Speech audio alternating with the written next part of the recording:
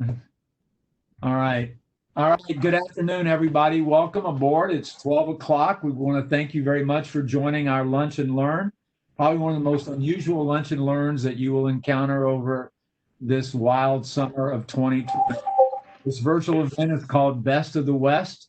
It literally is a compilation of the biggest city associations and the best city associations, which started out as a conversation between several of us has now turned into a chance to bring some extraordinarily thought leaders representing brands and agencies, along with one, I think, the most esteemed journalists to talk about what is going on in the West Coast. A lot of times we hear a lot about advertising and marketing, and most of it is centered on that other side of the country. But there's a lot from Arizona to Los Angeles to Las Vegas to San Francisco and all the way up the coast to Portland and to Seattle. And that's today what this is about. So we have asked each of the different city associations, ThinkLA, Las Vegas Interactive, Arizona Interactive, and Seattle Interactive, to go down and have them say hello and welcome, and then we're going to turn it over. And I'm going to first go to literally just on the job, I think about 8 or 9 days.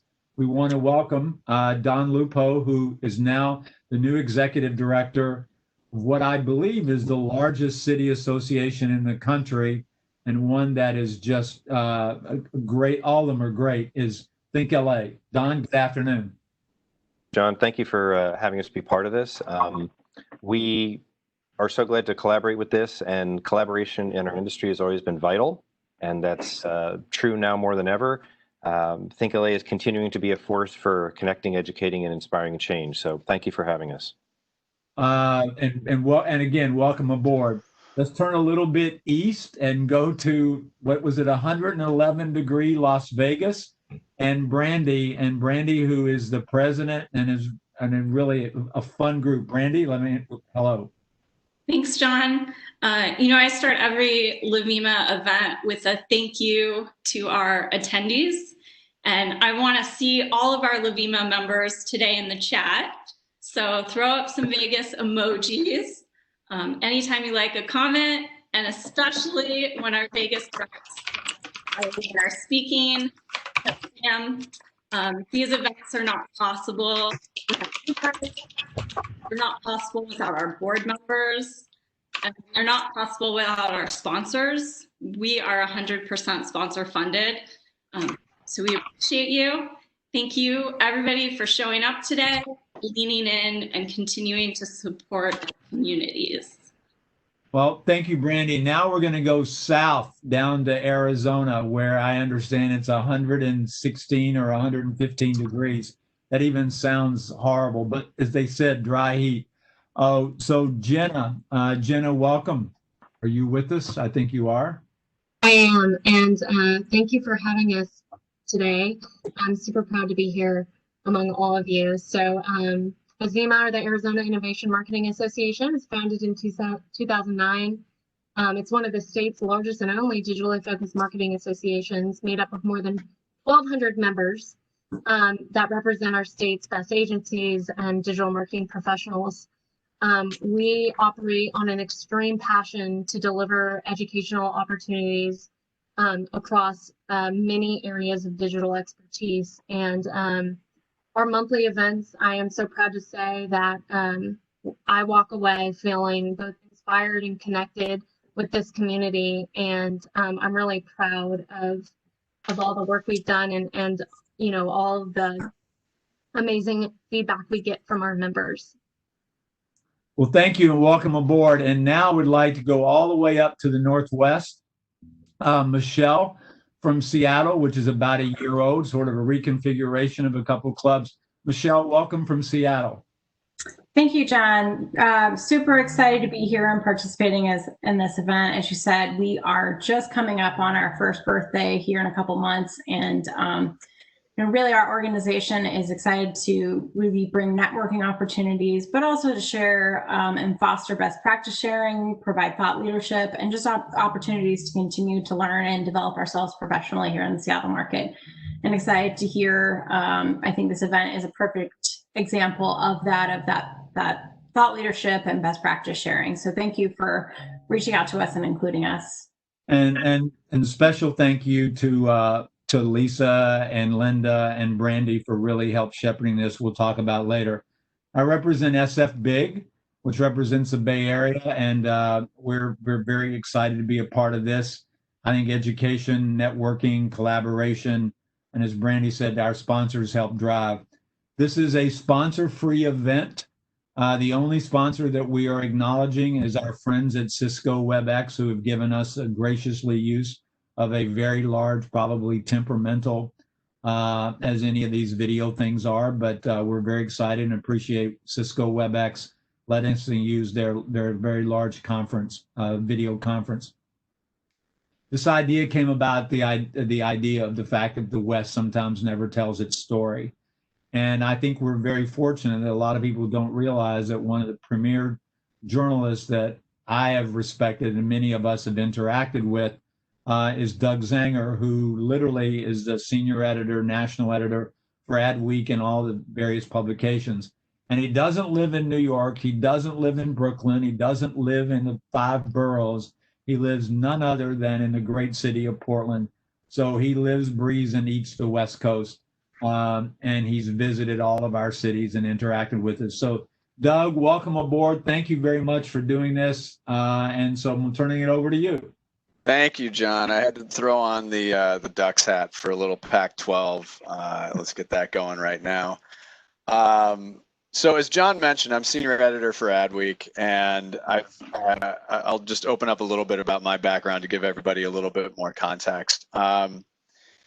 I moved here in 1992, so this was right at the vanguard of the grunge era, and there was this little agency called Wieden Kennedy that wasn't so little, and this company called Nike that was doing some interesting things back in the early 90s. But I chose to come out west, and I'd gone to college in Denver, so I've been out west a vast majority of my life. And the reason that I love it so much is there is a frontier mentality. There's a pioneer mentality. There's the idea of continually moving forward and building momentum. Prior to my time at Adweek, I was at a publication called The Drum. And it was very important for me to ensure that as we developed that product out and developed our reputation and developed our audience, that the West was well represented.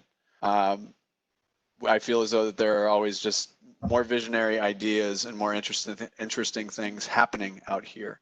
And to John's point, yes, I work for a company that's based in New York, but I consistently and constantly am looking for ways to continue to elevate what we're doing. I've been very proud to be part of that mission. And yes, I do need to cover things in other parts of the world, but I'm very thoughtful in the way that I approach the way that I talk about my brothers and sisters out west. Brief aside, I've reached emeritus status for the Portland Advertising Federation. So I want to thank all of the organizations that are represented here today. So I guess I represent my Portland Advertising Federation, which has been around for, 108 years or something like that. So it pleases me to no end, number one, to be here, but I also have a tremendous amount of respect for John and everybody here, and I thank you for the opportunity and the honor to be able to talk about some great things happening out in the West. This will be a bit of a long-ranging wide-ranging conversation. So, Don Lupo's known me long enough to know that I will sometimes take the leisurely route to things, and we do have quite a bit of time. And I think that in the spirit of being out west, we can luxuriate in certain things and find interesting pathways to enlightenment and learning. The way that I open panels, though, I do not necessarily introduce the panelists. I let the panelists introduce themselves. And what I like to have them open up on is a good, bad, and ugly about the topic at hand. So I think broadly what we can talk about here to open is a good, bad, and ugly about marketing, about advertising. And I think we can talk about writ large. You can focus it more on the West. But I'd like each panelist to give their name, their title, where they work, and then a good, bad, and ugly. And I'd like to start, let's see, Jenna? Sure. Go for it. Great. So I'm Jenna Coolidge McGovern. I'm the president of Azima, and I'm the senior vice president of the Arizona Commerce Authority, which is Arizona's leading economic development organization. And I never thought that I would be living in a time of a global pandemic, but here we are. And so just to get right into it, the good, well, you know, I work for an organization that is dedicated to helping businesses succeed. And I just continue to see how communities within the state of Arizona, within the advertising community, but also across the nation have come together to help during this time and to make sure that we are providing the support for each other. It's an unprecedented time, and that weaves right into the bad. If I were to choose a bad, it's we don't know every day what the next day is going to bring. And, you know, as marketers, we want that consistency. We want our content plans. We want to stay close to our strategy, but the strategies are shifting every single day. And so that's my bad. It also weaves into the good because we're learning more than ever. And as for the ugly, you know, just from a more personal note, I'm a new mom. Yay! I have a 1-year-old, and I feel very nervous all the time. I feel between childcare, between trying to do my job. I mean, when this all first hit, my husband and I were taking shifts because we didn't have anyone to help out. I would work for 2 hours. He would work for 2 hours. I was staying up till 2 in the morning. He was getting up at 4 in the morning. So the ugly part of that is that my entire life was disrupted, and I was served this new anxiety that I already have a suite of anxiety becoming a new mom, and so now this just added to the pot. We're figuring it out. Oh, that's great, and it's good to share that so that people can share their wisdom along the way as well. Stephen. Yeah, I'm Stephen Heitz, the Chief Innovation Officer for Lavage, one of the top agencies in Arizona. I think the good has been the ability to work from home and just kind of see all the people who were able to shift and do that. I also see the bad of it being the real damage that's starting to happen to the underpinnings of our economy. And I wonder how we'll recover and what that will take. And I think the ugly is when you see what's happening as we are, what's interesting to me, most importantly, on a personal note about this whole time is that we have a respiratory virus, and then we have the George Floyd incident, which was respiratory in and of itself.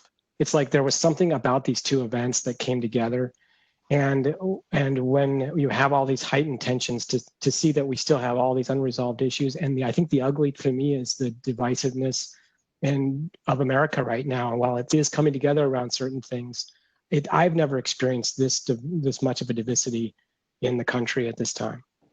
Yep, understood. Arlene.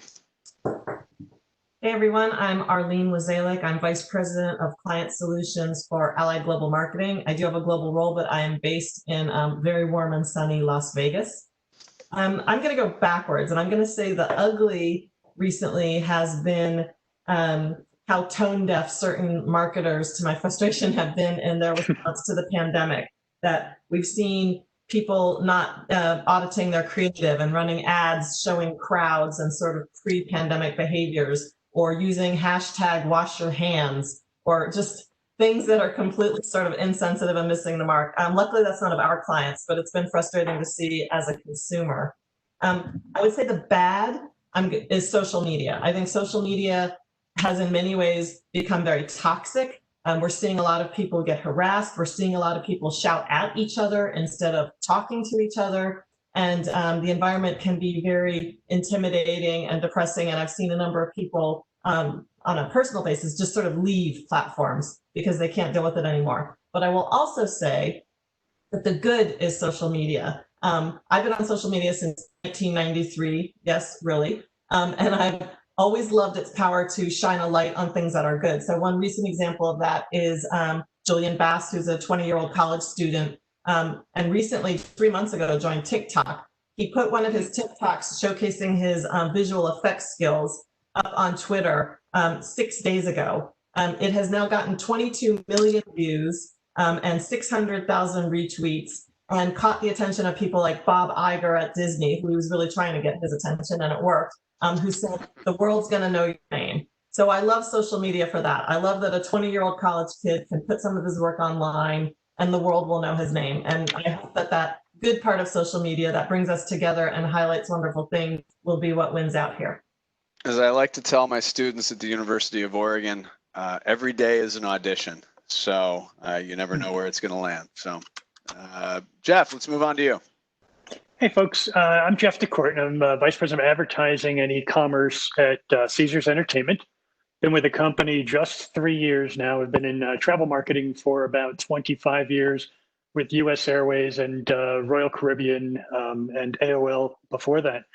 And I appreciate being able to join you today and to hear from all the organizations in addition to Levima. I'm going to echo Arlene a little bit. So first of all, on the good, just watching the way all of the companies, certainly the people we work with, have pivoted over the last few months, changed their message, come up with messages in a world where there is no creative that speaks to what we're going through, and to see some of the creativity that we saw in the early weeks of the pandemic, and a lot of the things that we've been going, our businesses are turned upside down.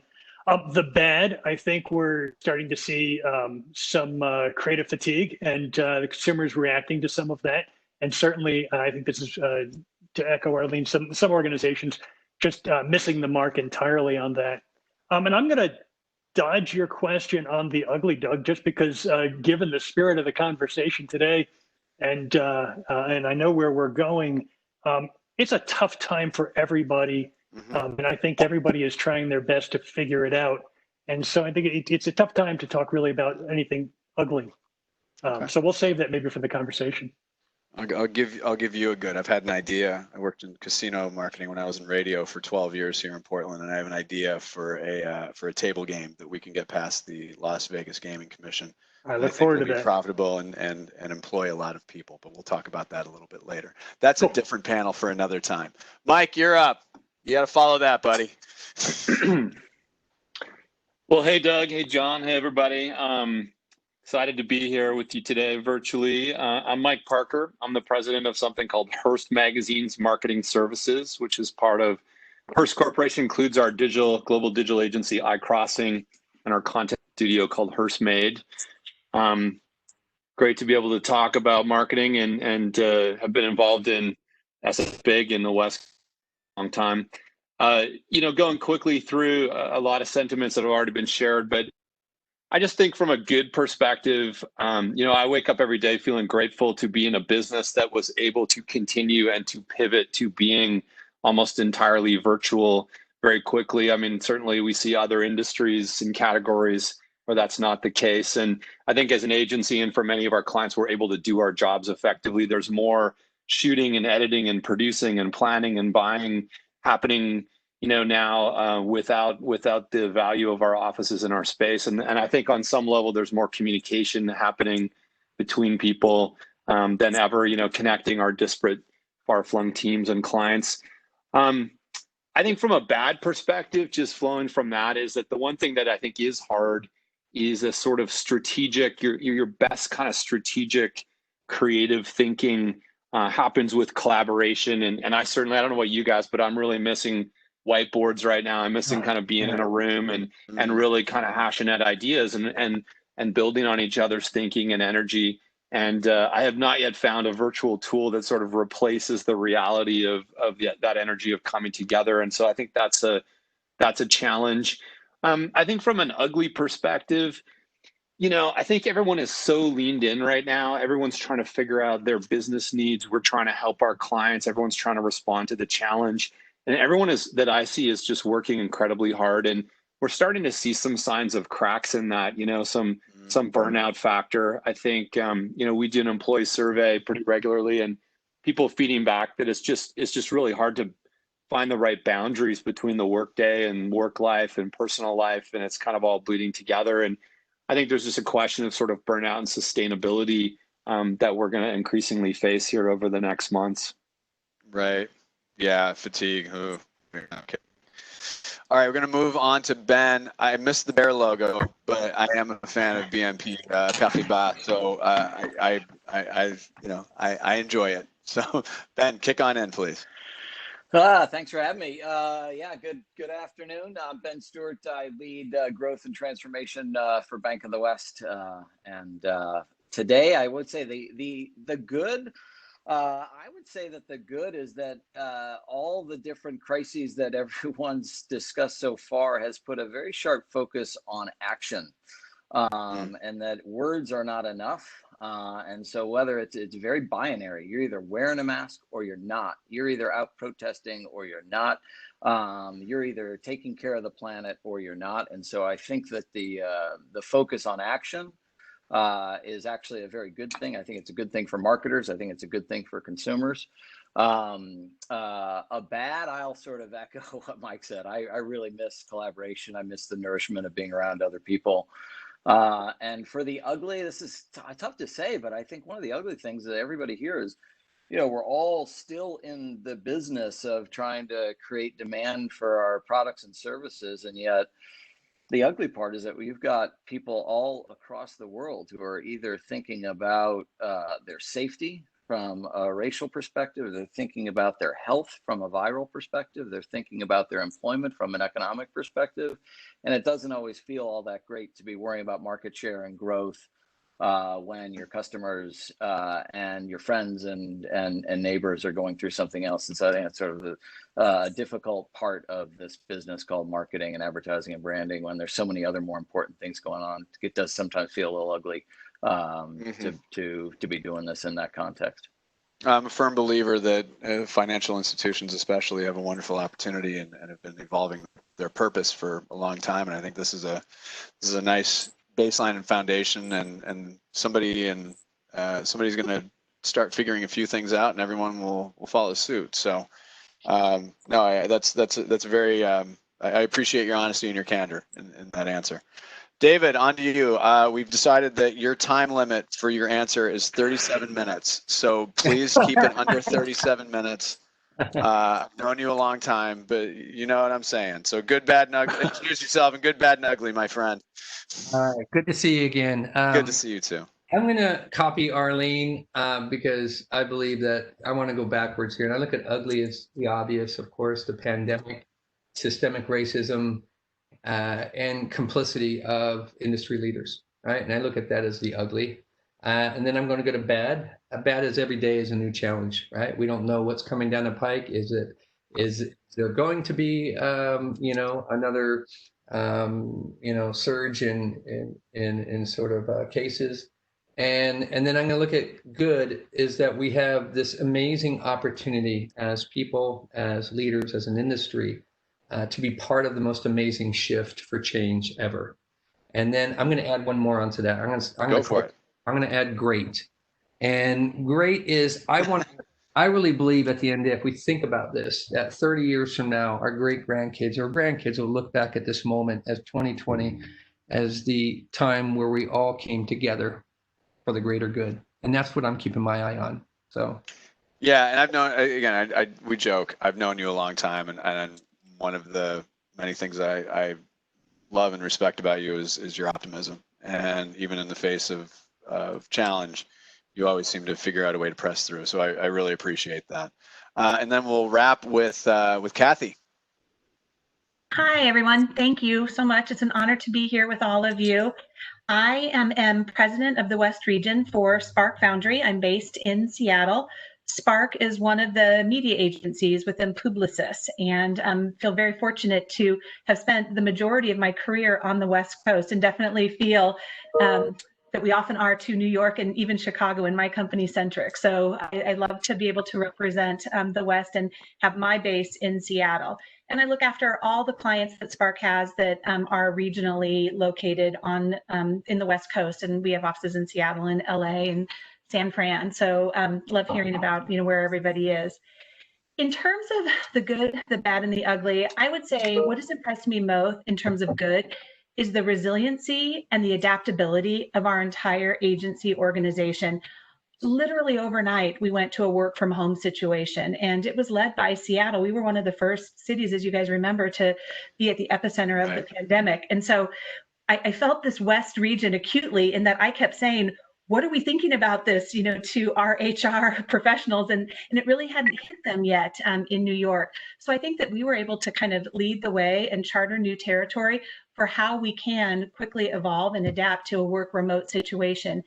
And the good that has come out of that, not only in that we were able to adapt literally overnight, but the connectivity, it seems almost counterintuitive, but I do believe that Spark actually became more connected as a community because we went to twice monthly town halls, which connected every region to everyone from the most senior level leader to the most junior level employee.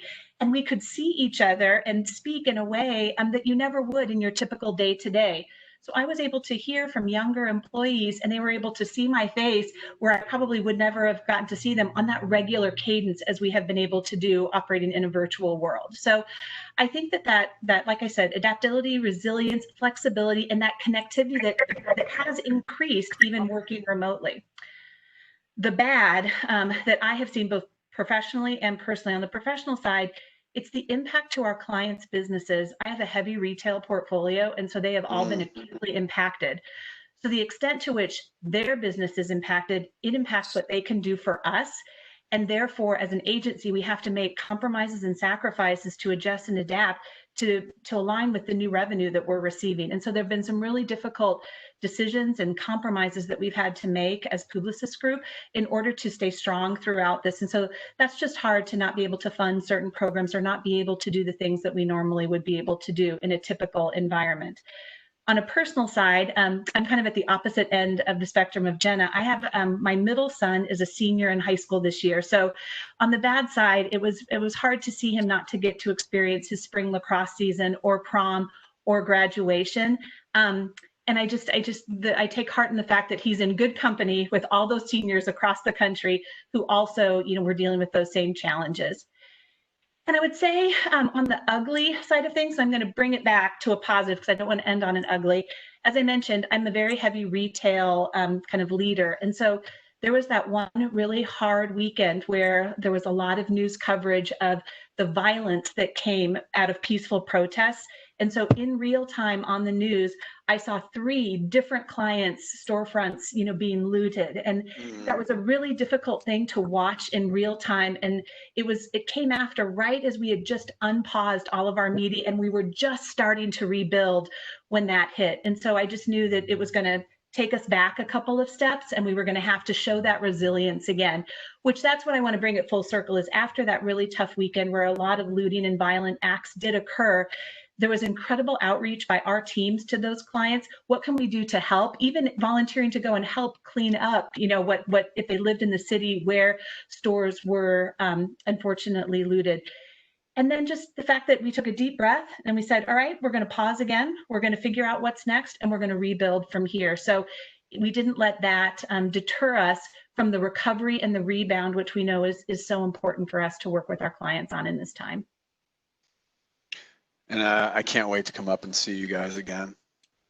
My dirty secret is I since I'm here, I'm supposed to say I love Los Angeles. I love going to LA. I love going to San Diego. My kids let's go to Legoland. They're gonna say, can we go to Legoland when they're in their 30s? But day trips down to San Francisco. But fun fact, I thought I was going to go to UW for grad school. So instead of Portland, I thought I was going to be in Seattle. So got a very soft spot in my heart for everybody, obviously everybody here, but soft spot for Seattle, except when it comes to Major League Soccer. As we're rolling along here, I want to remind people that instead of a formal Q&A, let's do this Western style. Let's do this West Coast style. If you have questions as we're talking, roll them in. Moderators will pepper them in, and we'll pepper them in throughout. What I'd like us to start with, and we've identified the chaos, the change, the maniacal nature of things. I've also said that one of the great things about marketers, and especially being on the agency side, but marketers as well, is the scrappiness, the resourcefulness, the ability to pivot, the ability to change, the ability to morph, the lack of rigidity when it's in service to a client and service to a brand. So obviously we're all a little Merle Haggard at the moment, but we've been pulling together campaigns, we've launched campaigns, we've got them out there, pulled them again. It's just whiplash back and forth. I'd like you to talk about piece of work or change in organizational thinking that you're most proud of over the last 4 months. And Kathy, I want to start with you. I'm gonna go backwards through the panelist list here. Okay, yeah, no, that's fine.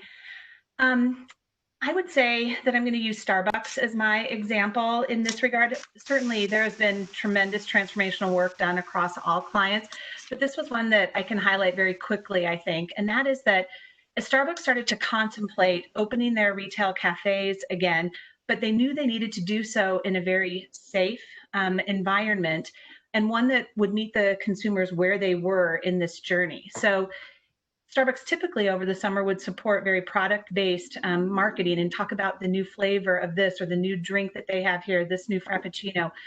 Instead, what they realized that their road to recovery was going to be to generate awareness for their app, which would enable consumers to safely return to getting Starbucks beverages. And so in the course of 4 days, literally, we had to look at 12 campaigns the team had planned to air across the late spring and summer and completely dismantle those 12 campaigns and rebuild a single campaign to drive awareness of the Starbucks app.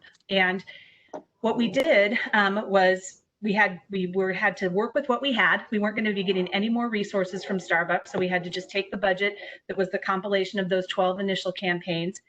We really leaned into consumer behavior. We needed to understand how consumer media habits had evolved and changed given the start of the pandemic. And so pivot all of the communication planning that we had done to meet them where they were. And then also, and very importantly, create messaging that would be sensitive and would resonate with consumers and produce that messaging in a very safe way, in a very quick way. So it was 12 campaigns dismantled, rebuilt to one holistic campaign, all in 4 days. And it actually set Starbucks up for some, I think, future place thinking. They always say that there's that phrase, necessity is the mother of invention. Starbucks had been reluctant to combine product advertising with their loyalty campaign in the past. But they realized that that combination was actually going to be essential and critical to their rebound. So talking about their app and driving people to download their app, they could infuse product messaging too as an additional, awareness of what they were going to be offering. So it was incredibly successful. It was incredibly well received by the client. And the most important thing is that it is working to help Starbucks rebound and enable consumers to very safely order their beverages and be able to pick them up via mobile order and pay in a really safe environment. That is what consumers need to feel comfortable with right now. So I would say that was, I think, one of the most transformational pieces of work that we did. And because of it was quick timing, made sure that we leaned in from a media tactic perspective and changed the media mix. And then we were very sensitive to messaging to put something out there that was not tone deaf, but that combined both the emotional and the functional benefits that Starbucks had to offer at the time. Yep. David, automotive has been, obviously had a lot of movement. Curious your thoughts and what you've seen of the work that you're really proud of. I would just go back to, at D&G, we have always been a challenger agency that inspires people and brands to march to their challenger beat, both inside and out. And I'd say that when you're a challenger, you're innately scrappy, innately proactive. And so we are who we are in good times and bad.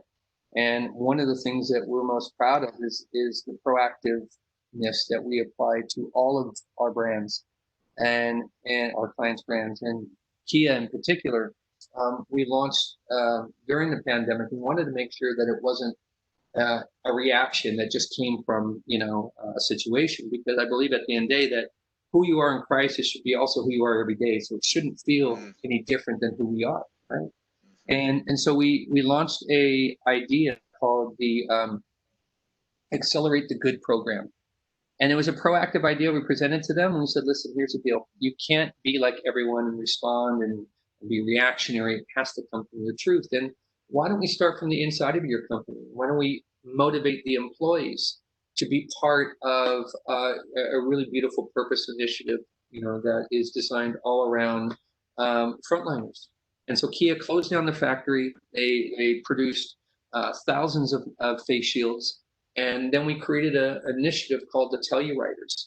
And it's basically, taking our Telluride vehicle that was hugely successful over the last couple of years and just branded it as a group of people from the inside of Kia who were then delivering the masks to local hospitals all around Irvine. So it created a tremendous amount of pride and also the notion of that you are more than just the outward facing marketing, you're also what you do on the inside.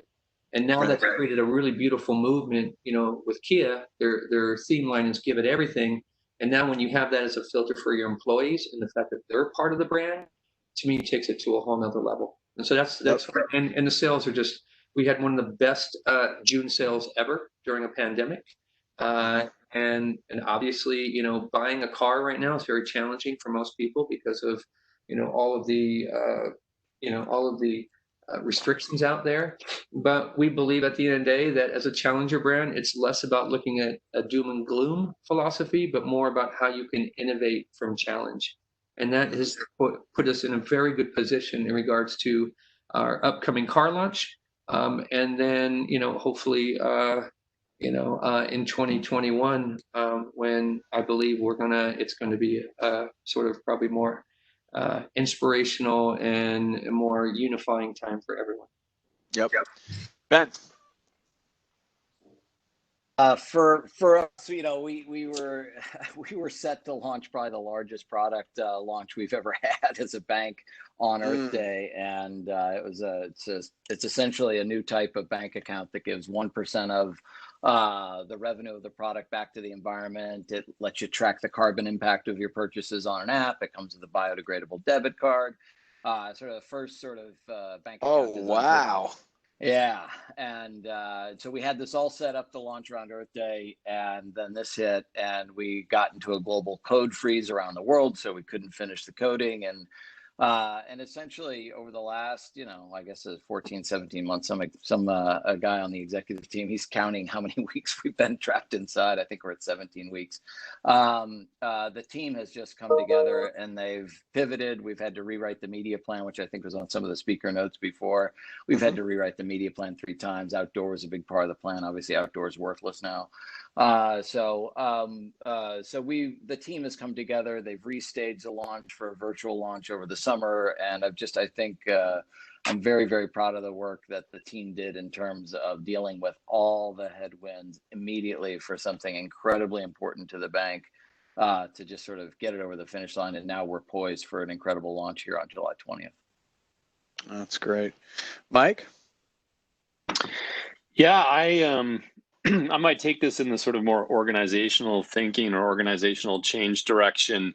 We're really trying hard to use this moment to transform how we are set up as a business and to look at what we think client marketers need and are going to need kind of going forward. So as I said, kind of off the top, really sort of fusing together our digital agency capabilities with the kind of resources and assets of the magazine media company, the data, our brands, our expertise, our content creation studio, and kind of forming ourselves up in a new way, and trying to use again this moment of crisis to not only service our clients but to transform who we are, kind of for a new reality.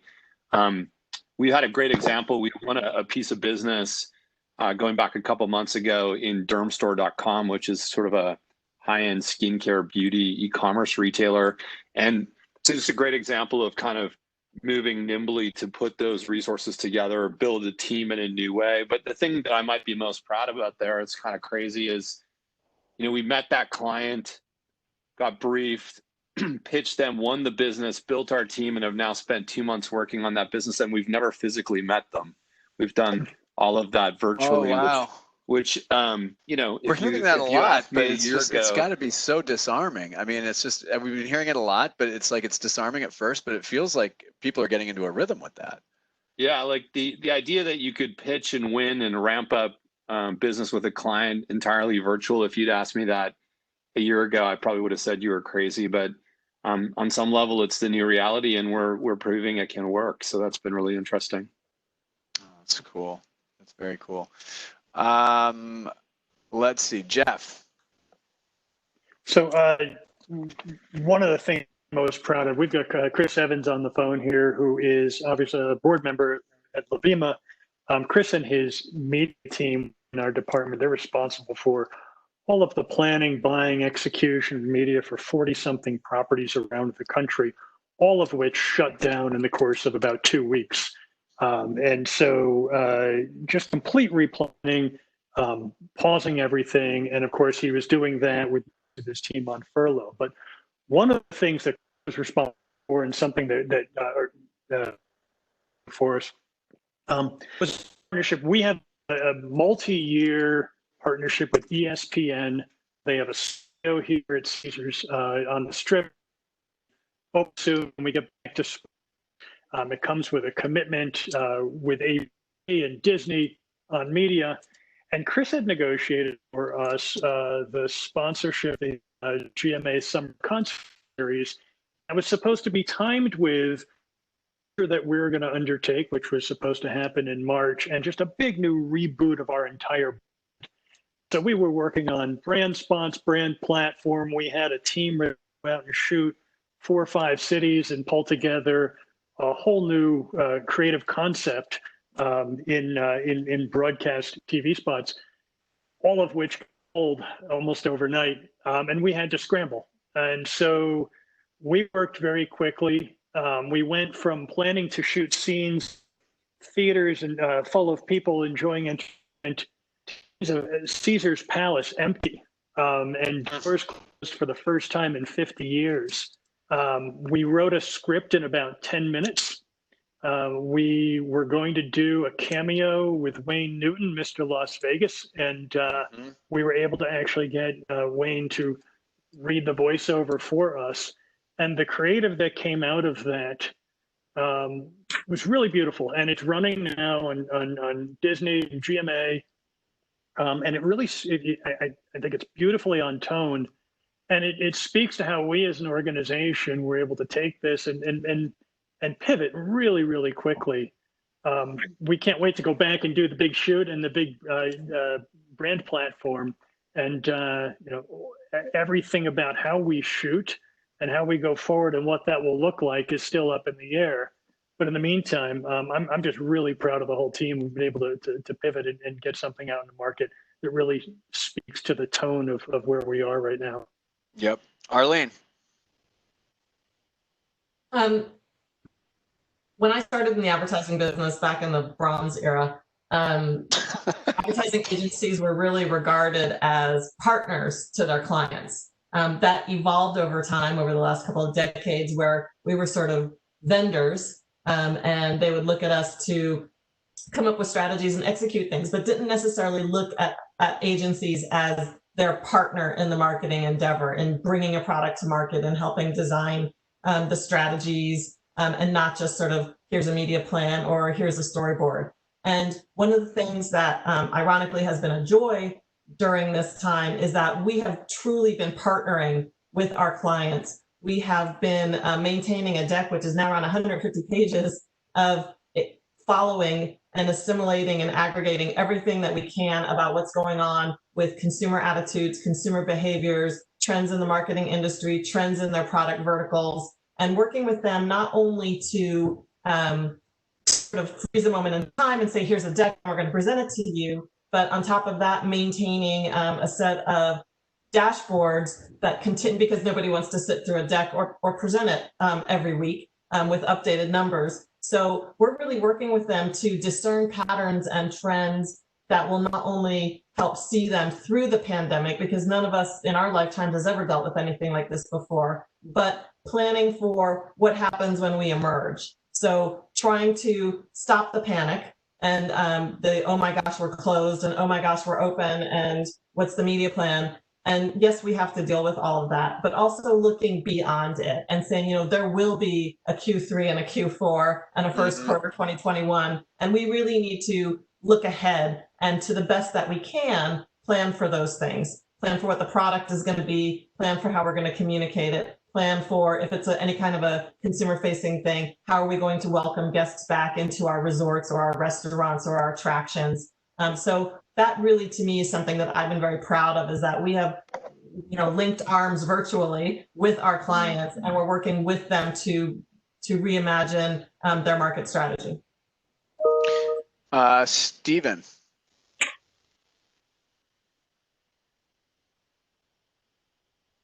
Where'd Stephen go? Is he on mute? Maybe he's on another Zoom call. Right, right.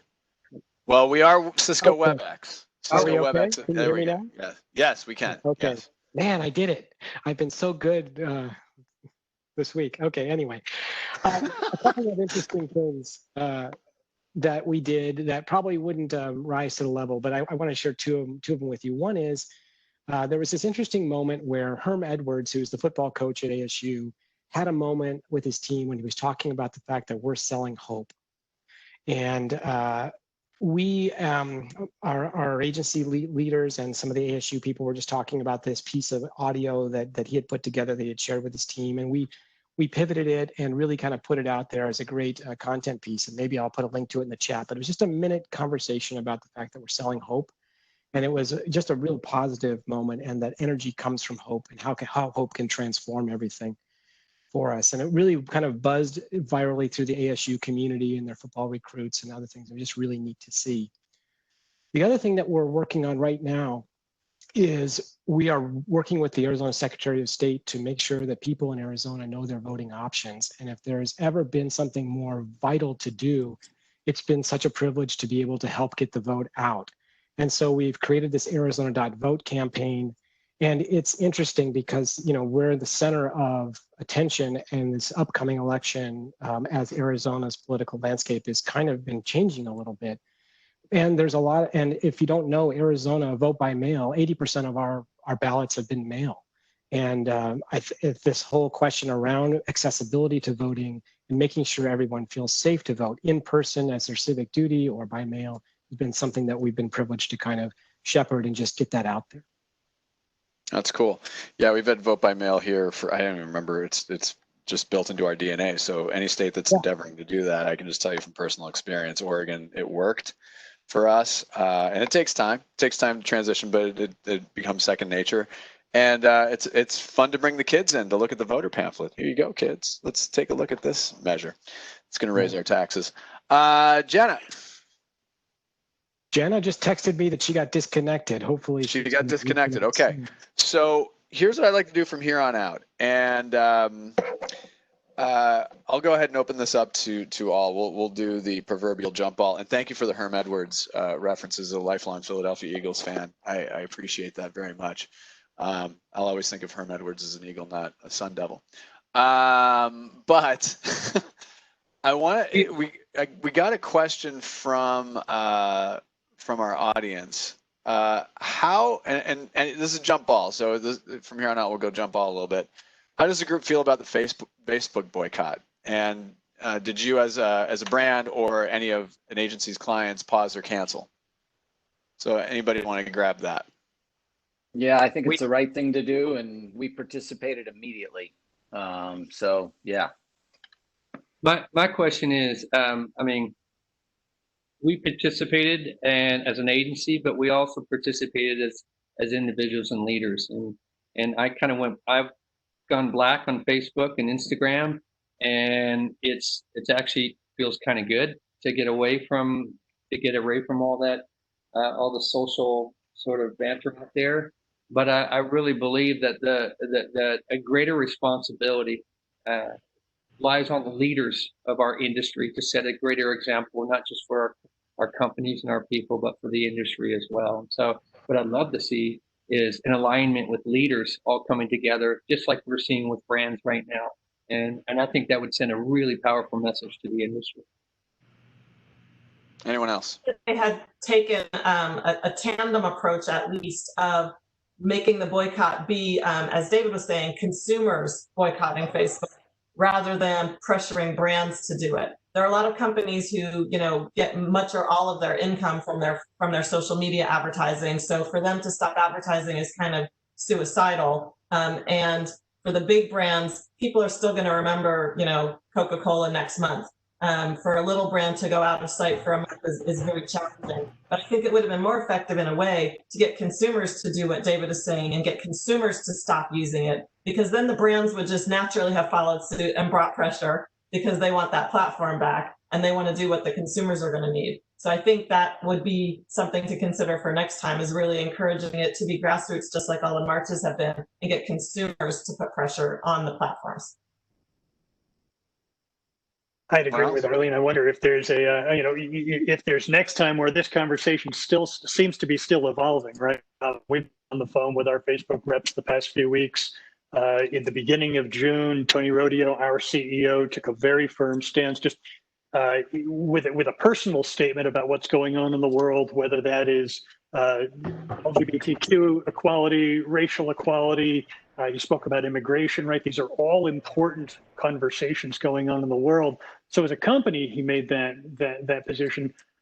We've been on the phone directly with our contacts at Facebook to make sure they know we're following the discussions they're having. We're encouraging and expecting them to get to results. And Arlene, I don't know if it's next time or this time, but it would be great, I think, if you saw more pressure from consumers who are on the platform as well. It's a tough question, but it's certainly, I think it's the time to have the conversation. I want to move on to, I'll put an elephant in the room. And so contextual, oh, sorry, did somebody want to? Yeah, it's me. It's me, David. I love elephants. So I know. Here we go. I'm glad you're bringing it on, and I'm also glad you're also talking about sports. Yes. I want to this. This is a good question, and I know a lot of people in this industry. A lot of people in this industry know me. A lot of people don't know me. One of the most prominent, important, and quite frankly, best stretches of my career. I am actually a former creative director, started as a copywriter. I'm not a trained journalist, so don't tell anybody. Don't tell my employer.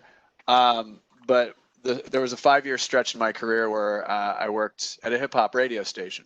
And we were an incredibly diverse crew. We were white, black, Asian, Latinx, Native American, gay, straight, male, and female. We were wildly successful, but it was the most profound 5 years of my career, and it served as an anchor and a foundation for the way that I approach diversity, inclusion, equality, and equity. And so I take this incredibly seriously. And obviously, recently we've seen in the agency community we've seen the letter from 600 and Rising, from Nathan Young at Periscope in Minneapolis, and my friend Bennett, who I've known for 10 years, who started his own shop not too long ago. We were colleagues at the Drum. So we've got 600 and Rising, which has 1,800 people now signed on, a partnership with the 4As. I want to put the elephant in the room is that I think all of us have the best of intentions. We are professionals. We are first and foremost human beings with hearts, but also minds that want profitability, knowing that diverse teams better work and are more profitable. But I'd like us to address the bit of the elephant in the room. It's like, here we are, a vast majority of us are white on this call, but I want to learn more about the conversations and most importantly, some of the actions that have been discussed within your organizations or within your markets. And Jenna's got a dog, and I love that. Jenna's got a dog. So again, this is a jump ball, but I'd like us to really just start pulling this apart, because we're at a new stage now. I'm going to jump right out in the spirit of brave. I'm just going to talk to you about observations that I've had, and first of all, I'm from the Bay Area.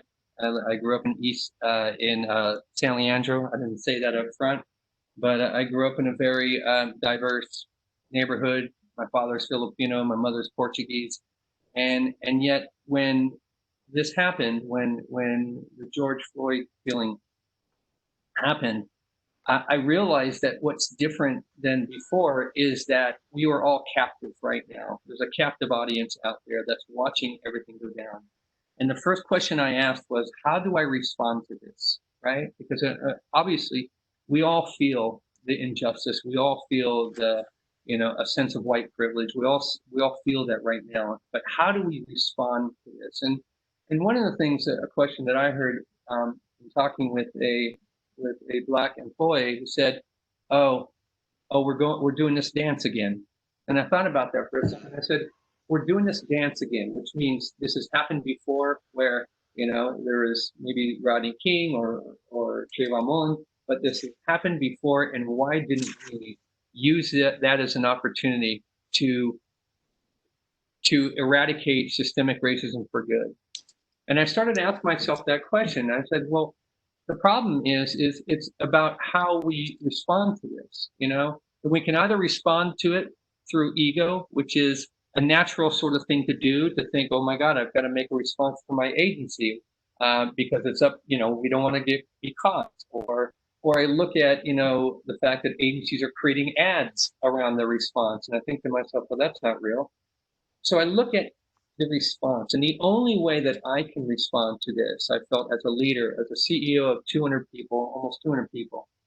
And I thought the only way I can respond to this is from a place of empathy, to go deep as far as I can within myself, to truly understand when I probably never will understand this, but truly understand what it's like to be a Black person. And when I got to that point, from there, it was such a level of understanding that I thought to myself, I think about the atrocities. I think about the fact that they've been carrying this burden and this pain for hundreds of years, right? For centuries. And I thought the only way that we can respond is if we are fully committed, not just in our companies to eradicate systemic racism, because that's just a box we're checking, but in life. You can't be a part-time anti-racist. You can't go, okay, I got my company all fixed, but I'm on the outside, I'm not doing it. You have to be in it, all in this, as a leader, as a company, in order to eradicate this. And from that belief comes action. I think somebody said earlier that action is the thing. It's action, not ads. And so what is action? Action comes from your authentic truth as a person and as an agency. And that action should be something that is impactful, that is sustainable and operationable. It should not be a box that we are checking. It should be something that we're going, yes, I'm going to do this. And as a leader, I'm going to stand for this. And I'm going to inspire as many people to examine their own complicity and come up with an action plan together. And I think that is the opportunity that exists for us as white leaders, so that we can prove to the world, to our Black employees, to our Black friends, to the Black community, that we stand with them. We stand with them from our hearts and soul, and we are going to eradicate this together, because we got a lot more challenges coming our way, and we're so much better together than we are apart. And that's my viewpoint. And as far as what we're doing on the inside of our agency, Doug, which is, I think that we'll probably go into that next, we're actually releasing a op-ed through Adweek for The Voice, and you're probably going to see it in the next couple of minutes, that clearly outlines our steps on the inside and what we're doing for communities. Cool. Ben, I know you have to leave in a few minutes, so I wanted to give you an opportunity to weigh in on this. I think it's shown a need for action. I mean, for us, as a bank that's led by a female immigrant of color, our executive team is a third female, a third people of color, and collectively we speak 11 languages. We think we're a pretty diverse bank, and I believe we fundamentally are. But it has put a very sharp focus on the need for more action. And what's been so great about it is that our employees have held us accountable. There's not a single town hall that I host or anything else that our employees are asking, what are you doing? I love the Facebook post. I wrote it for our CEO, but the question that keeps coming from our employees are, what are you doing? And I would say that the boycott of Facebook and Instagram was the very first and very easiest thing that we could have done. But we've got an entire task force working on tangible actions that include monetary things, but also more operational fixes. But I'll tell you, it's hard because you know, you can look as good as you want on the outside, but if you're not taking the right actions day in, day out, everybody notices. All right, Ben, between your leadership and the environmental product that you're launching, somebody may be driving over the hill 5 miles away to open that checking account. So that's impressive. That's great. Really appreciate you taking the time. I do know that you have to leave, so thank you very much. Thank you. And we'll catch up with you later. And thanks for all of your hard work. And let's pick it back up. Who would like to jump in on this topic? Again, we're going a little jump ball here. I'll jump in quickly. Go for it. This is Kathy. You know, I will say that comment about, you know, we're doing this dance again, it really resonates because you wonder the question of why is now going to be different. I will say from a Publicis agency perspective, I do feel that this time is different in a very meaningful way. We had a day of reflection that we asked every employee to pick a day to take off and just reflect about what they were going to do to be part of the solution. And we had 18,000 people participate in a day-long education and information session, and actually have facilitated sessions where you would submit ideas of what you were going to do to be part of the change. And so I feel like, while it may seem like a small thing, taking 2 full days where we are dedicating to this topic is it's one small step in the right direction, but we had never done anything like that before. And then coming out of that, it is all about the action. And I think that as leaders, we have to be accountable to our teams. And so when I did the town hall coming out of our education, our training session, I said, if we have not increased the people of color, the Black people of our talent base in the West region by this time next year, I should not be here. I should not be here as the leader of the West region, because I will not have done my job. As a woman operating from privilege and having the honor of being in a leadership position at Spark, I have that in my control to be a significant part of this solution from a recruitment and a hiring perspective. And so that is something that is easily measured, and it's something that we can hold ourselves accountable to. The second thing I'll say, that as a leadership team at Spark, is that we recognize that we didn't get everything right the first time that we tried to put initiatives in place to help fix this. And I was so incredibly thankful to the young people within our organization who raised their hands and said, this doesn't feel right to me. This program that you've put in place, this doesn't feel right, and here's why. And we sat down with them and got their input and got their feedback and evolved to make the things that we were doing better, because we recognize that as leaders, we sometimes miss and we don't get it right. And we needed to show our teams that we were willing to adapt and listen and change in real time to make sure we were continuing to progress. And even though our intent might have been right at first, the way that it was manifesting itself was wrong. And so I would encourage everyone on this call that if something isn't sitting right with you, speak up, because now more than ever, I think your leaders are listening and they want to incorporate your feedback into the plans moving forward. I mean, to her point, you know, the notion of you have to want to do this, not have to do this. And that's going to be the big shift for our industry. And I love the fact that you are holding yourself accountable, because I'm holding myself accountable. But ultimately, at the end of the day, it's the desire that I know I need to do this because it's the right thing to do, not because someone's telling me that I have to do it. Doug, I'm listening to David and Kathy, and I applaud what you're doing at the corporate level and sending the message from the top down. Used a word that I think is the most important word in this conversation. That's empathy. The ability to understand how these big national conversations and at our cultural conversations impact the individuals within our company. Last fall, I had a woman on my team who, prior to that, I knew was a man, come into my office and explain to me that she was transitioning. And that in every other piece of her life, home, church, friends, elsewhere, she was living as a woman, and her transition had begun.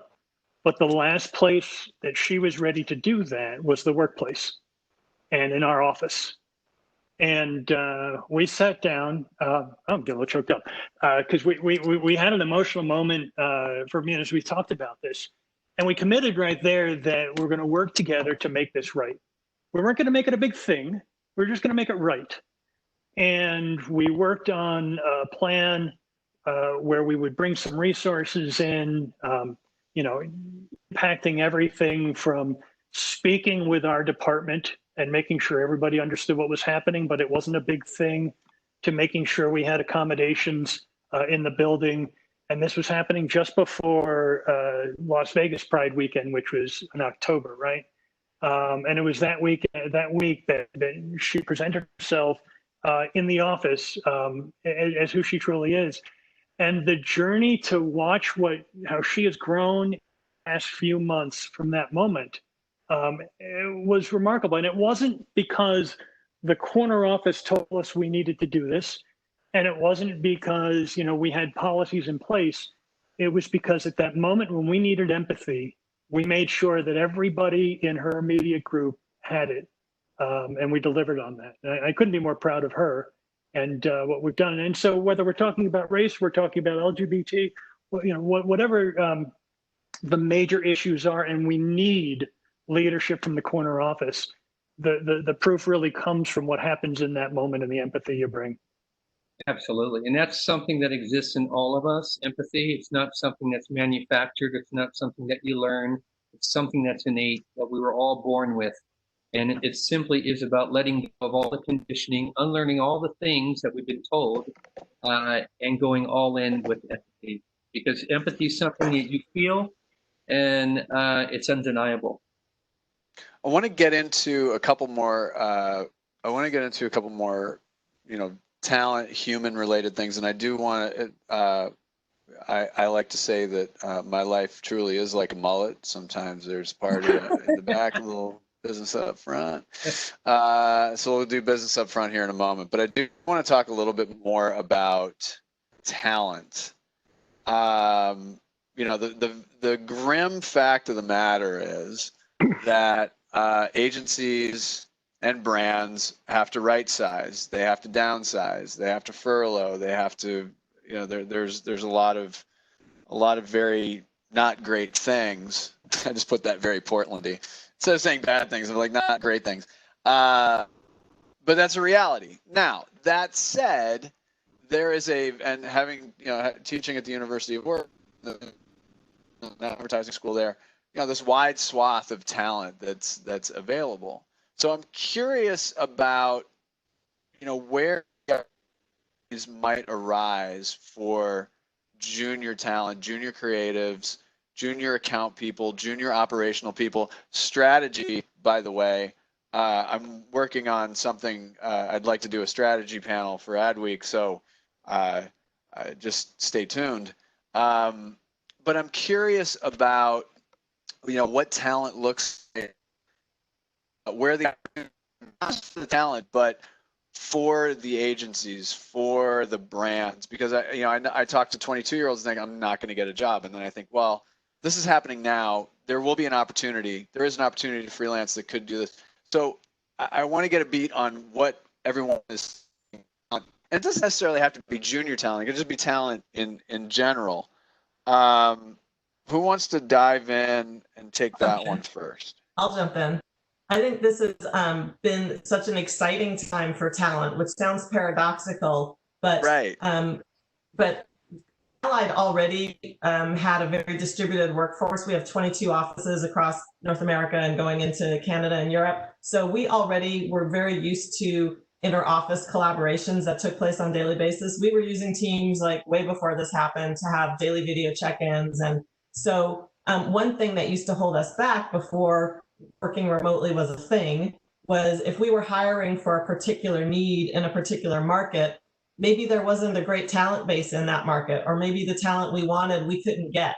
And that has kind of not evaporated entirely, but it's opened up now that if we need to hire a copywriter or a media buyer or a strategist or somebody who works with influencers, they can be anywhere. We don't have to hire, they can maybe work our Las Vegas clients or our Los Angeles clients our London clients, but they don't have to be in those markets. So for me, that's opened up our talent pool tremendously. It makes it a little trickier. There are things we've had to adapt with. How do you go through that recruitment process when you don't meet in person? How do you onboard someone remotely? Those of us who are already working together, it's pretty easy to just shift to only doing it remotely because we already knew each other and knew our work styles. How do you bring someone new into that equation? So those are organizational and logistical things we have to get through. But in terms of talent, I think it's a great time.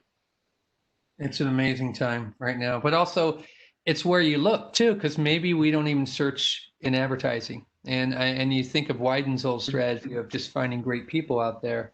I really think that at the end of the day, that as we move towards the better normal, where purpose is going to be front and center, there are beautiful people out there who aren't even in advertising that are marching to the beat of purpose.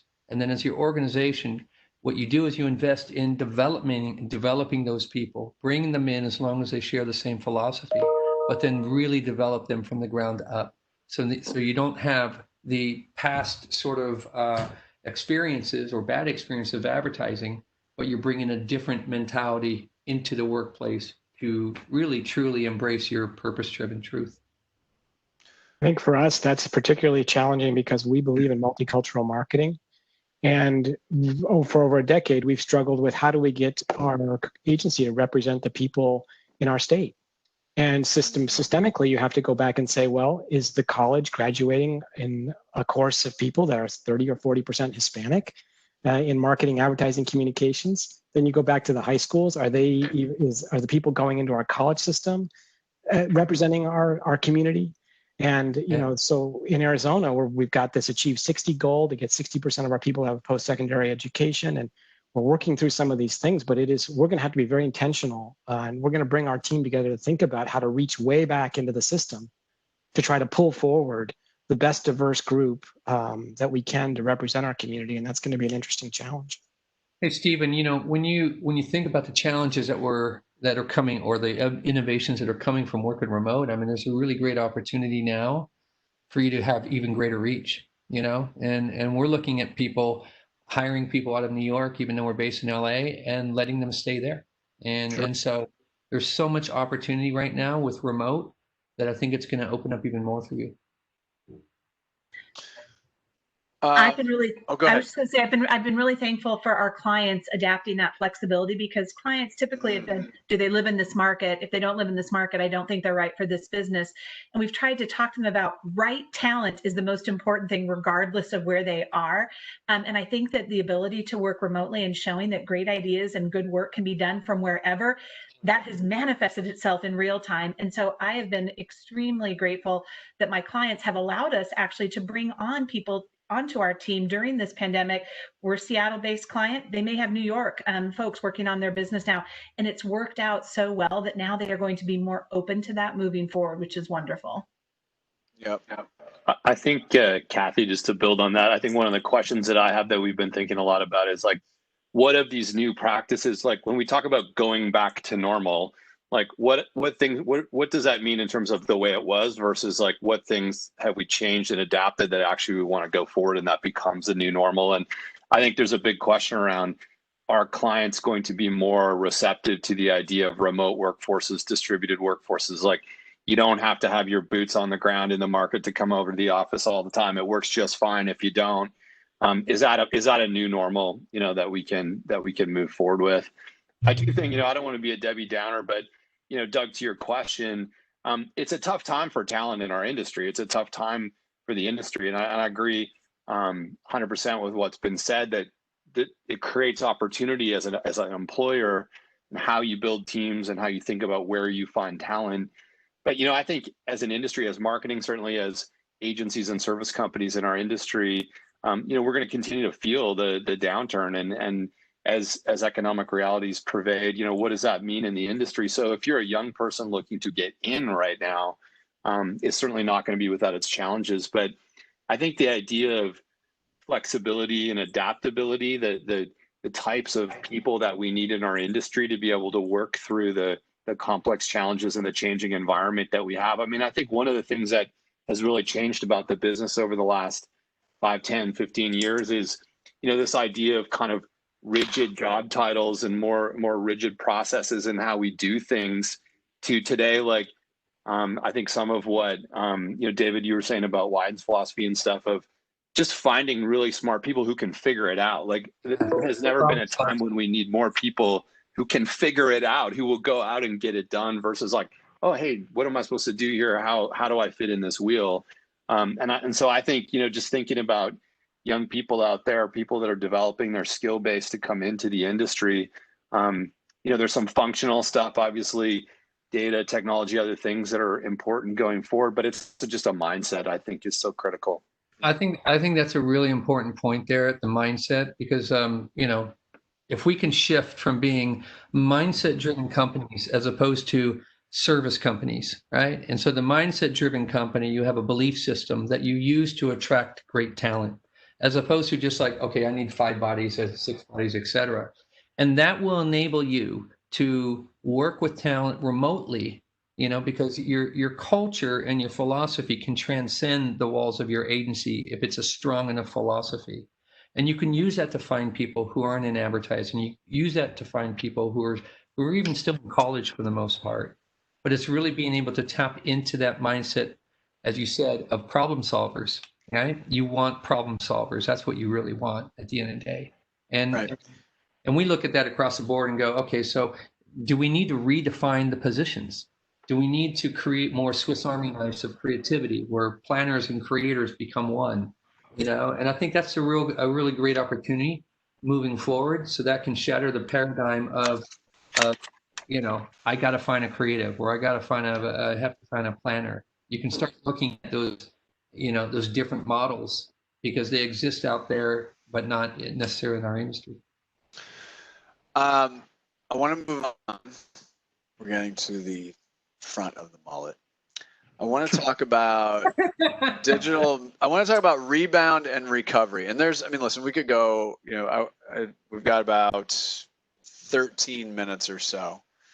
So I want to explore a little bit on practical business side of it. So as we're looking at rebound and recovery, how are your clients, or on the brand side, how are you leaning into digital? How can digital help everything come out stronger on the other side? And then additionally, so I'll do a little hybrid thing here and add a question from the audience. How are you approaching planning when the ability to predict events and just predict anything is so limited? So starting off with digital as a tool for rebound and recovery, but also how are you approaching strategy and planning? Well, we're marrying all of that. So we are, I think I alluded before, that we're trying to help our clients not only navigate the pandemic, but prepare for what's coming afterwards. And so what we're looking at is not only how do you, to use an overused word, pivot right now, but how can we create things that will be, that will survive the pandemic, and that may represent new forms of product, new forms of revenue, incremental opportunities. So a couple of examples, we have a client in California that operates a number of luxury day spas. Well, obviously their business went to like 0 in March. And what we ended up coming up with the client and helping them market was a series of virtual skincare sessions, where clients who used to come in for facials could instead have a virtual meeting with their esthetician, who would help them with their issues, who would walk them through how to do their own facials. And these are things, that's an idea of a product that there's no reason to not keep doing it afterwards. And not only that, it grows your audience. It doesn't have to be someone who can take the time to come into your location. They could be located anywhere and not just California. So we're really looking for how can the things that we are doing now adapt and become part of the business on an ongoing basis. That's cool. We had another one of those examples on one of our clients, T-Mobile, when their retail stores had to close, very quickly, or at least even if they were still open, there was no one coming into their retail stores. We worked with T-Mobile on the idea of training their sales associates to be customer care reps and to field online chat and to field, even landline phone calls coming in, so that those employees had the right skill set to answer all the questions that customers had at that very critical time. But we needed to take retail sales associates and convert them to customer care.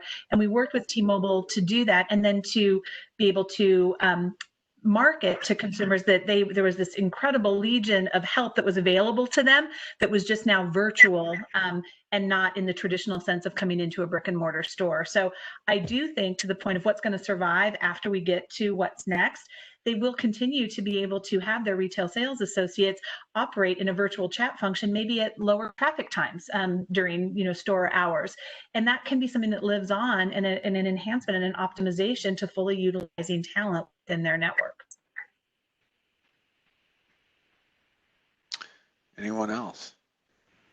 I think, we're seeing, Doug, we're certainly seeing acceleration of time spent digitally as we're all kind of at home and not going out as much. And we're seeing the acceleration of revenue and sales through e-commerce. And I think for some brands, for some clients, it sort of pushes the ratio or percentage of e-commerce kind of over that critical mass line, which I think we're seeing is accelerating more investment, stuff that maybe was on the roadmap of 1, 2, 3 years out in terms of e-commerce infrastructure or investment shifts in a digital direction get pulled forward as clients say, like, hey, this is such a critical part of my channel. If you're an exclusively or heavily online seller, like say dermstore.com that I mentioned before, you're thriving in this moment. I think some of our clients for whom e-commerce was a smaller percentage of their category, they've more exclusive reliance on bricks and mortar, they've felt this sort of digital transformation or this time spent crunch here in COVID more pronounced and are looking to accelerate. I think one thing that we're thinking a lot about with some of our clients is what changes about the in-store experience, what changes about retail and in-store kind of going forward, right? Like, sort of get back to normal. Does everybody just go back to the store and everything is the way it was? Or are there behaviors or things that have lasting change? And if you take the beauty industry, for example, where people are going into the beauty counter at the department store or whatever and are physically trying on different makeup and stuff, and you think, well, probably in a lingering virus world, people aren't going to be trying on makeup that other people have been trying on, some things like that, right? So how does that change some of those experiences? And if you're a beauty brand, if you're a luxury brand, if you're a type of brand that really depends a lot on the physical experience, if that's going to continue to be limited ongoing, how do you replace that? How do you create engagement? How do you create experience? If people can't try on your lipstick or whatever the case may be. And some of this stuff that's been lingering around for a while, VR, AR, virtual makeup try-on tools and stuff, like, does this stuff start to really have a moment? Like, do we lean into some of these technologies that create more of an experience that can kind of fill in some of that gap? L'Oreal is a big client of ours, and we've done some nice work for them over the last couple of years of integrating makeup try-on tools to the website and app, that stuff, which is a moment right now as people are looking for ways to kind of fulfill those types of needs. But some of that stuff, again, that I sort of has felt like it's been waiting to have its moment, maybe accelerates a little bit over this next year or so. Right. Jenna, I'm curious. You're sitting in a very unique position. So I'm curious about how this looks for you. Yeah. So the ACA, as I mentioned earlier, is the state's leading economic development organization. So as you can manage, our mission at its core is to strengthen Arizona's economy, and we do that through a three-pronged approach, and that's attracting business to the state, expanding businesses within the state, and helping start up or create new businesses within the startup and innovation community, as well as small business space. So the past 4 months have been absolutely insane, but I have learned an incredible amount about our community and our ability to come together and come up with solutions that really make change. And so we've always been a highly dynamic organization. We've always leaned into digital platforms. That necessarily wasn't a change. But the accelerated pace in which we leverage those platforms became extremely important. We launched, I mean, Stephen, I work with Stephen's our agency at the ACA, Lavages. We launched a website in a weekend.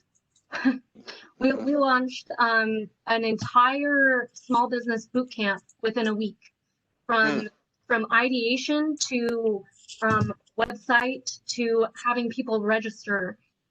We would hear about changes within the Paycheck Protection Program, literally write the content and offer a webinar within hours of hearing that stuff, of hearing those changes.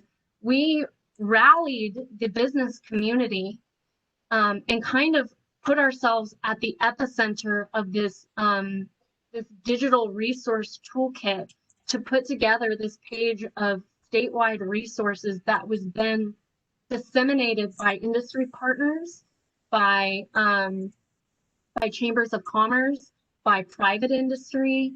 And so we really became this, like I said, this epicenter where people came to us on a daily basis. We were, and this is, you know, no stranger to you, you're a journalist, you're writing content every single day, but we used to joke that a day post-pandemic was like a week pre-pandemic. That's how much stuff we were moving through on a daily basis. And strangely enough, I know we're talking about how did you leverage digital, but we leveraged TV.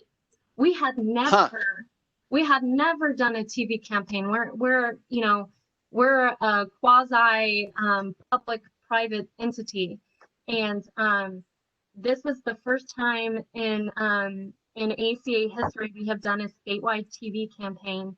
And we decided to do that, put together the spot, and got the spot rolling all within a week. And it got incredible success from it. And that was all around helping people identify the financial programs that were available to them in terms of for businesses, and making sure that they were taking advantage and leveraging the Paycheck Protection Program. Then, you know, a month or so later, we wanted to make sure that we were providing opportunities for the job seekers, for those who had been impacted, for those that were utilizing unemployment benefits, to make sure that we were helping the dislocated worker community get the training they need. We're at home right now. You can't really go out.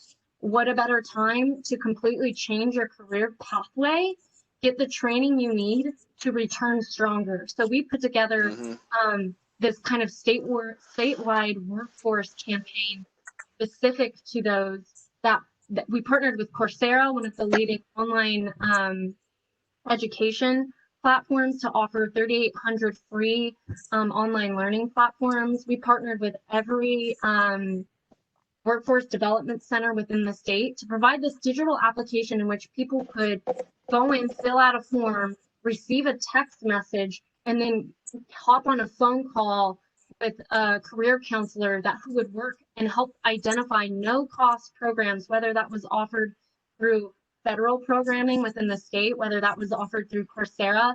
We put together a list of what Google was doing, what these global, you know, industry-wide training providers were doing to connect these people. So come, you know, the 25th, when your pandemic employment assistance has some changes, you've had the opportunity to get this training so you could return stronger.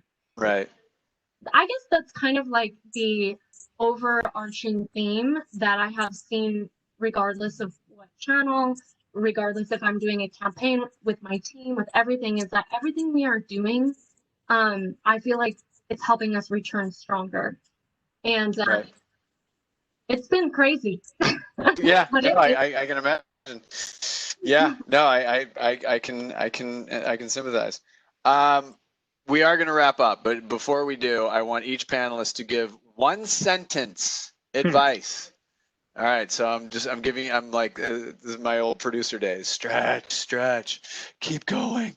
So think about one piece of advice that you'd like to give our audience today, or one piece of wisdom. So advice, wisdom, inspiration. So we'll keep it relatively broad. I'm going to start with my friend up north in Seattle. Kathy, please go ahead. Let's see. What prompt do I go with? I think that I will say my piece of advice is got to do what you love. You spend way too much time working for it to feel like work. So think about if you are interested in marketing and advertising, even if you don't think that you have that specific skill set for either creative or media or analytics. I really like what was said earlier about if you have that problem-solving, purpose-driven mindset, know that you can be successful in marketing, in media, in advertising, because we're looking for people that are just passionate about what they want to do and the change that they want to bring. Perfect. David Angelo. I had a conversation with somebody that I'm sure you know, Ernie Schenk. And Ernie's a really great writer that we're actually working with right now, thanks to the remote philosophy that we have. And we were talking about something, and I want to give him credit to this because that way he hasn't trademarked it yet. But he said, you know, David, I've heard so much about the new normal, and I'm tired of hearing that. He goes, how about the better normal? And I thought better normal is what we're doing. In fact, we've been doing that every year that we've been alive. And so rather than look at when can I get back to my old normal, or when can I get, or what am I going to do in this world? I'm listening to so many people talk about the things that they're doing right now, the new things that they're doing right now. I don't see them going away. Why would we? Everyone here is evolving from this crisis. Right. It's not about when can I get back to what I'm doing. It's about how can I be part of making something even better than it was before. And that's what the pandemic and all the crisis is doing for us right now. And that is the opportunity for all of us. And that's where challengers come out of, challenger brands and disruptors come out of big challenges. And I just, got to thank all the people here that I'm with right now, just to hear all of the things that you're up against, and the fact that you are transforming your business says everything about you and where you're going. So hold on to that and keep going. Yep. Mike?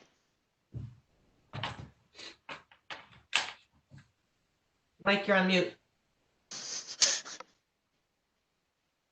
There's always one. So it's I always almost one. made it the whole way through. Thank you. Yeah. That was a great point, David. And I would just summarize a final thought with the word sustainability. Sustainability, as David said, of the new normal and new practices and new things that come out of this. How do we sustain it? I think sustainability in terms of our response to racial injustice. And I think one of the things that we can be guilty of as an industry is excited behind something, a lot of action, and then 6 months later, we've moved on to the next thing. And this is going to take some time. So let's stick with it. And I think, finally, for me, sustainability of delivery of work practices, of expectations. I think some of the examples that came out today of turning around a TV spot in 2 days and responding to the crisis and all these things that we've done have been tremendously powerful. And I think as an agency, we get really proud of how we've been able to do those things. But that's also not the new normal, and it's not sustainable. And at some point, we collectively as an industry have to in the right and working 24 hours all reacting to stuff and hopefully find a path forward. Those would be my thoughts. Yep. Jeff? Yeah, first of all, just thank you and congratulations. This is a great session, and congratulations for the work that all four of these organizations do, trying to bring brands and agencies and vendors and everybody else together around this conversation. In my career, I've had the pleasure of sitting on both sides of the table, brand side of the table, and on the other side of the table, trying to provide a service to that brand. And I think, the thought I would leave everybody with is, in this world now where we seem to be more decentralized and we're able to all get on Zoom calls and integrate, I see us having more calls like this that include both our internal and our external teams as one team. And I think so this is an opportunity to pivot. When you're on the brand side, you always want to be able to understand why the agency doesn't understand your business so well. And when you're the agency, you want to understand more about the business. I think this new normal, whatever this is world we're in, is giving an opportunity to do that. And so that's the thought I would leave you. Try and do more of that now. Arlene. I would say to consider that your colleagues, your clients, your vendors may be suffering now in ways that you neither see nor understand, and encourage everyone to lean into compassion and kindness and empathy. Great. Stephen. Yeah, I would echo what Kathy and Arlene are saying. And I kind of think about it this way. If I had one moment with a senior executive, I would say, really, if you stop and think about it, we do not use people to get work done. We use work to get people done. How do we use work to get people done? How do we get people done going forward? And if that's our mission and that's our why, I think we're going to succeed. All right. We'll wrap up with Jenna. So my single sentence would be operate with empathy. And I say that because something struck me about 2 months ago. One of our teams gave a presentation. It was our research team, and as you can imagine, our research team just gets bombarded with requests all the time. And she kind of had to remind everyone within the organization, empathy first. We're gonna get the job done. We're gonna get you the data you need, but you have to first start with empathy, and I think that translates into every aspect of our lives. And it struck me then, and if there was a theme that I could assign to this conversation, I would say that empathy might be the largest word cloud we have to extract from this and to have going forward. Love a good word cloud. Durham, you coming back in on this, buddy? You coming back in? Yes, this is number one. Say thank you. Thank you to all the panelists.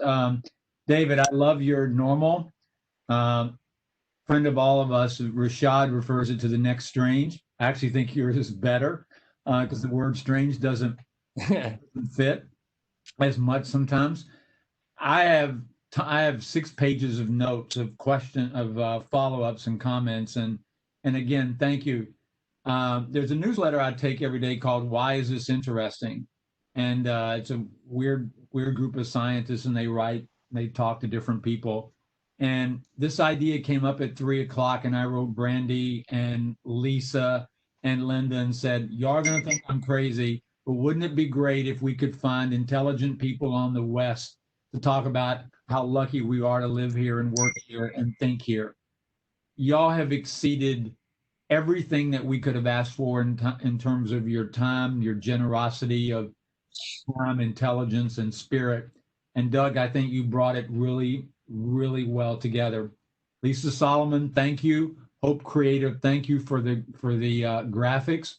We couldn't have done this pre-COVID. We could have tried. We could have all gone to a ThinkLA event. Don, we would have loved it, or come to something else, or go visit different cities. But we brought people together to hear some wonderful, intelligent takeaways. So from president of one of the city groups, I deep down want to thank you, and thank you all for taking the 96 minutes. And Doug, right on. You asked some great questions, and we got a lot of takeaways. Great stuff. Thank you, Doug. My Have pleasure. a wonderful Wednesday. John. And rock July, and go vote. Thank you. There we Thank go. you very much. Exactly. Thanks, everybody. Bye-bye.